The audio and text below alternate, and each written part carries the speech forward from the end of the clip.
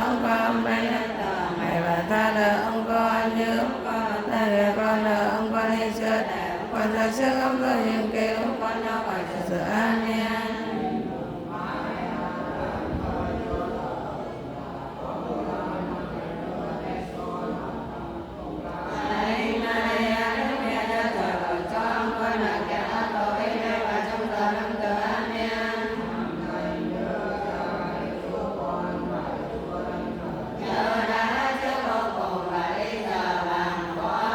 Để trong cùng amen.